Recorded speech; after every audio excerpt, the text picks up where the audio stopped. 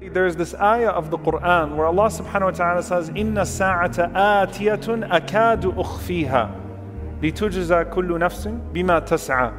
Allah subhanahu wa ta'ala mentions to us in Surah Taha that verily the hour is coming and it is as if I have hidden it. Akadu ukhfiha. And the scholars say there's, subhanAllah, no more powerful way that Allah subhanahu wa ta'ala could speak about how hidden the day of judgment is. He has hidden it from al-mala'ikat al-muqarrabeen, from the closest angels to him, and from khayrul mursaleen, from the best of the messengers of Allah. None of them know any idea when the day of judgment actually is, or when the end of this world actually is. All of them are just as in the dark about when the day of judgment is as we are. The entire creation of Allah subhanahu wa ta'ala, akadu ukhfiha, it is hidden from everyone but Allah subhanahu wa ta'ala. And everyone will be repaid exactly as Allah subhanahu wa ta'ala has decreed once that time comes. But it is so hidden, yet so imminent at the same time. And one of the questions that comes up as you read the Quran from cover to cover, and I want you to pay attention to it, you'll notice that the signs of the Day of Judgment are not spoken about much in the Quran, even though there tends to be an obsession over the signs of the Day of Judgment amongst the Muslims. The signs of the Day of Judgment, as you go from cover to cover, the minor ones and the major ones, are not spoken about directly much at all. Allah subhanahu wa ta'ala utilizes a tanbih, as the scholars say. He indicates many of the major signs of Day of Judgment without a tasrih, without explicitly speaking about them. Now, you could look to that and you could say, why does Allah not speak about it this way? Why does Allah speak about it that way? And that is poor adab with Allah subhanahu wa ta'ala. We don't have that type of mannerism with Allah because Allah is not asked, Allah asks. But we can say from the wisdoms of that is that if a person was to pay attention to the lessons of the past, and if a person was to heed the lessons from the present around them, and if a person was to embody the acts of worship that Allah subhanahu wa ta'ala tells us to embody, that everything that is to come would not catch us by surprise, because we would have already prepared ourselves for both the seen and the unseen to come. That if a person was to understand Allah's power, and if a person was to be amongst those alladhina yu'minuna bil ghayb, those who believe in the unseen, they don't need the hows, they don't need the ones, they just know that Allah subhanahu wa ta'ala has created.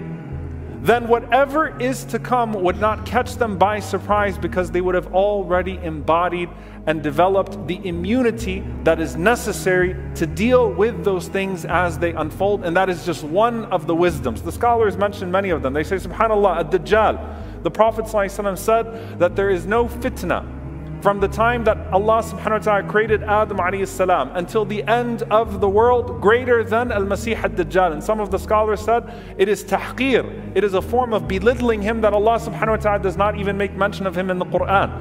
And even though every single prophet has warned about him, every single prophet, as the Prophet ﷺ said, if a person has iman, if a person has belief and nurtures that sense of belief, then that is the immunity from the fitan, the greater ones and the smaller ones, no matter what they are. And to us, what Allah has said and what the Prophet ﷺ say, all of it comes from a divine place, and we accept it as human beings, and we merely prepare ourselves.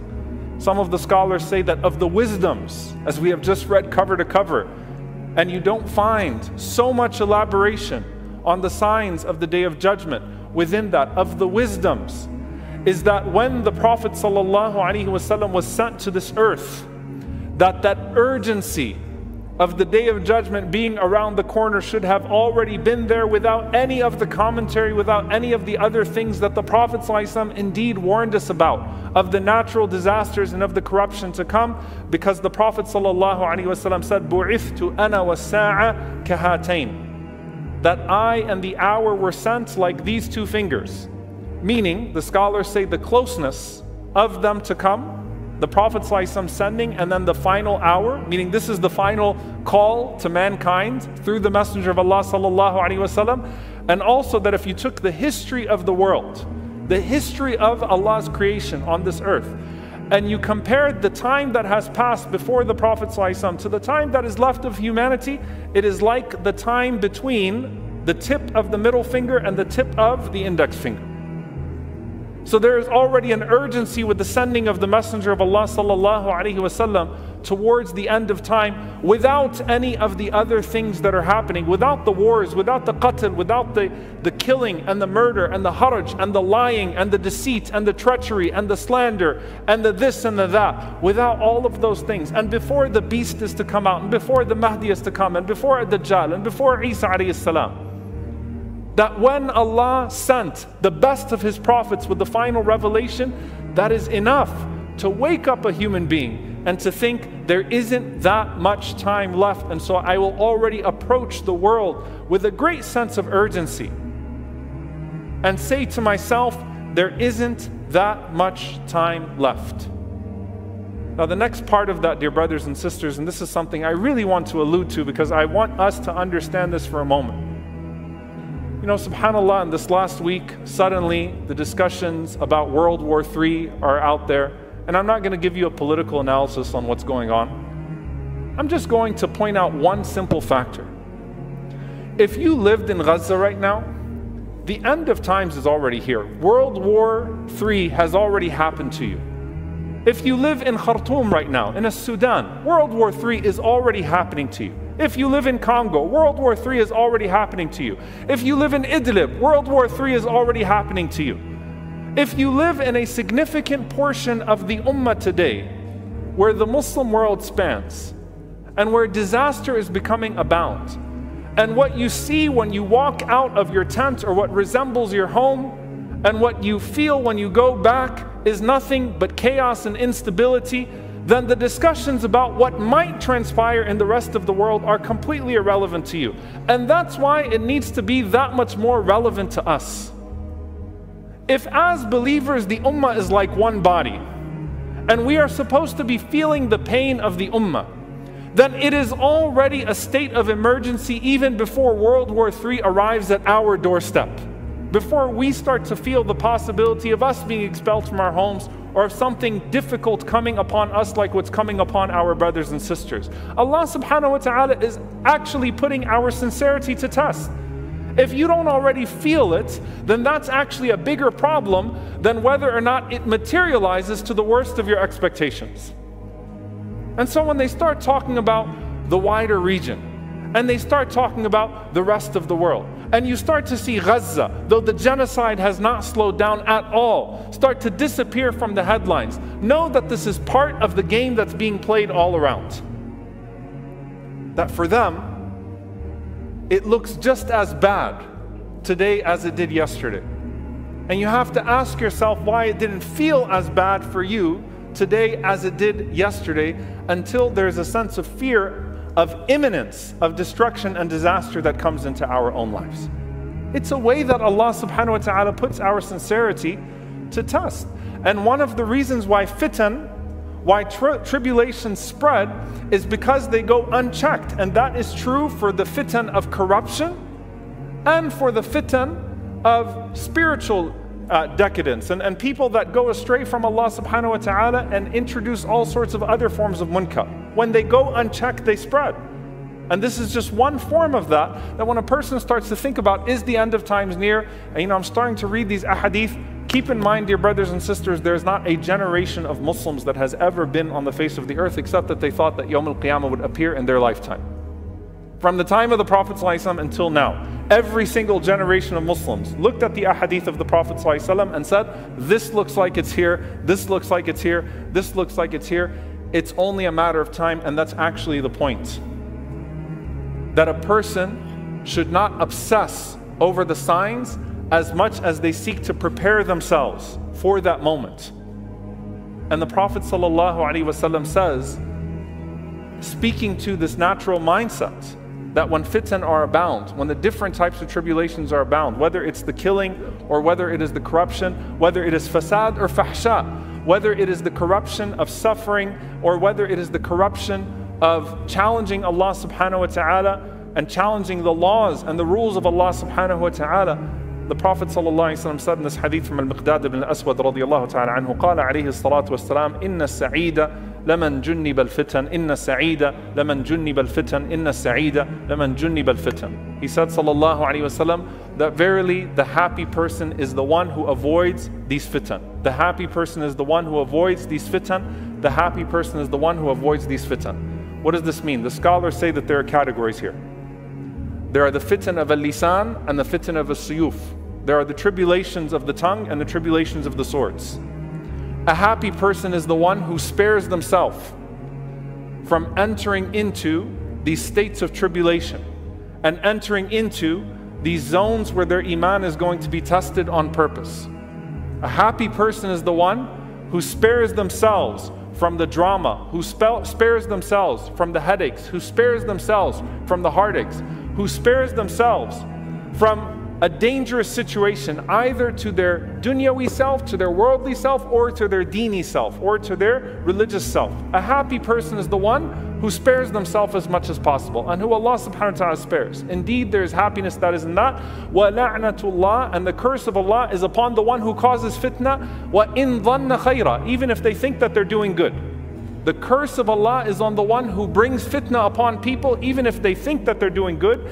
And goodness is for the person who avoids fitna as much as they possibly can. This is a rule from the Prophet ﷺ. But listen to what he says at the end of this alayhi salatu wasalam. قال وَلِمَنْ ابْتُلِيَ فَصَبَرَ فَوَاهًا. Prophet ﷺ said, after saying the happy person is the one who avoids al-fitan, as for the one who is tested and is patient, then what an excellent person that is.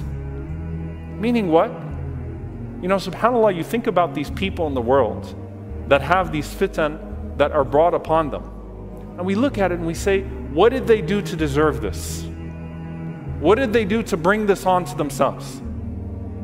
And the answer is that that entire question is wrong. The Prophet ﷺ flips it. And he says that goodness for the one who avoids it, but for the one who has it visited upon them and who is patient, what an excellent person that is. Fawahan is, in the Arabic language, it's the Prophet ﷺ expressing amazement about the person or amazement about the award that will come to them, the reward that will come to them as a result of their patience with Allah subhanahu wa ta'ala. No one asks to be put in these difficult situations. We all seek places of safety. We all seek places of spiritual safety, hopefully. How many of you moved here so that you could come to a place where you'd have an Islamic environment? How many people look around the world today and say, how do I get to this place and how do I get to that place? How do I protect myself from this? How do I protect myself from that? The different type of fitan, the physical ones and the spiritual ones that get visited upon us. And we feel this looming sense of the Day of Judgment coming near. But the Prophet ﷺ is saying, despite all of that, for the one who ends up having it visited upon them and that is patient, what an amazing and excellent person that is, and what a fine reward Allah subhanahu wa ta'ala has prepared for that person. The last thing I'll mention here, dear brothers and sisters, because the Prophet ﷺ gave us a mindset. And again, if you're reading the Quran, especially coming out of Ramadan, I hope that everyone has started their next recitation of the Quran. If you're reading through the Quran, you don't have this type of mindset that we find prevalent amongst the Muslims. The Messenger of Allah sallallahu alaihi wasallam flipped the paranoia about the Day of Judgment with the urgency of death in two ways. One of them is the hadith of Anas ibn Malik radiyallahu ta'ala anhu. He says that once upon a time there was a man who came to the Prophet ﷺ and kept saying, Mata sa'a, mata sa'a, mata sa'a. When is the hour, when is the hour, when is the hour? And the Prophet ﷺ looked around. And Anas radiyallahu anhu said he saw a young boy from Banu Shanu'a, from the land of Shanu'a. And he pointed to that boy sallallahu alayhi wasallam. And he said alayhi salatu wasalam, In ummira hadha, if this young boy lives long enough, lam yudrikul haramu hatta taquma sa'a. That young boy would not find old age until you have found your day of judgment regardless. Meaning what? Whether or not you see death and destruction in the world around you, you will find death regardless. And that is as unpredictable to you as anything else. You can't predict death. You could have all the analysts in your life that you want. but you're not going to be able to anticipate when Allah subhanahu wa ta'ala tests you with that. And the Prophet ﷺ is saying, instead of sitting there and reading the world and reading when the end of times is, to the point that you start to make your calculations in your head, make your calculations about death and about what you have prepared for that meeting with Allah subhanahu wa ta'ala. Because your day of judgment is in that grave regardless. And what you will face there is no less severe than what you will face here. And that's why he said, sallallahu alayhi wa sallam, إِنَّكُمْ تُفْتَنُونَ فِي قُبُورِكُمْ مِثْلَ أَوْ قَرِيبًا مِنْ فِتْنَةِ الْمَسِيحِ الدَّجَّالِ. That you will be tested in your grave with something similar to the test of a Dajjal. That the test in your grave, the questioning in your grave, the difficulty of being able to answer those questions. Allahumma thabbitna inda su'al. Allahumma ameen. The faith that's required. And this is what I want you to think about deeply. The faith that's required for you to be able to pass through the elements of your grave when you're entered into that grave and it squeezes you, and the hardship of the angels coming to you and the difficulty of that moment, and still being able to process Allah, Muhammad sallallahu alaihi wasallam, al-Islam, when all of that is happening around you, is just like the faith that is necessary for you if you encounter al-Masih ad-Dajjal in your life, and still being able to see through his tricks and say, Allah, Muhammad sallallahu alaihi wasallam, deen al-Islam. It's the same type of mindset, it's the same type of faith. So whether you're facing a Dajjal here and the elements of a Dajjal here, or you're facing death and the elements in the grave there, focus on nurturing that faith in your heart, and focus on sparing yourself from the fitna, and beware of being a person who causes fitna. And that's why the Prophet ﷺ mentioned to us that when that time comes, even if al-haraj, even if the killing goes about, and even if all of the laws of nature and morality are gone, and the people start to wrong one another, and everyone is wronging the other person, be the one who is mazloom, do not be the one who is dhalim. Be the one who's wronged, don't be the one who's wronging. Be the one who is maqtul, be the one who's killed, don't be the one that's killing. If everyone else in the world is killing innocent people, then I want to be from the innocent people being killed. I don't want to be a murderer. If everyone else in the world has normalized dhulm, normalized oppression and aggression, then I want to be amongst those who is wronged and then has my reward in the hereafter. Then be the one who risks potentially throwing himself into hellfire for wronging someone else. Dear brothers and sisters, we need to escape the mindset. Stop thinking so much about what's going to happen then. Think about what could happen to us today, what could happen to us tomorrow. SubhanAllah, every single morning the phone calls come. Every single morning we get the messages about someone that died unexpectedly. A car accident this morning, a young man. May Allah subhanahu wa ta'ala make it easy for him and his family. Elderly people, but the diagnosis was spurred, it got quicker. They were first given a year and now they're given 3 months. May Allah Azza wa Jal give them all shifa. May Allah make it easy for their families. Let's prepare ourselves for that. And let's think about the people that are already living the doomsday of this world that we fear would spread around the world around us. Activate ourselves towards that. Our brothers and sisters in Gaza and in the Sudan, and our Uyghur brothers and sisters, wherever they are, they're living that nightmare that everyone fears that will spread to the world around them. May Allah subhanahu wa ta'ala allow us to be that ummah of one body and nurture in our hearts that faith that is necessary to face the trials of a Dajjal and to face the trials of the grave. May Allah subhanahu wa ta'ala protect us from being deluded by ourselves, or being deluded by the shaitan, or being deluded by our circumstances, or being deluded by our power, or being deluded by our sense of security. May Allah subhanahu wa ta'ala forgive us for our shortcomings. Allahumma ameen.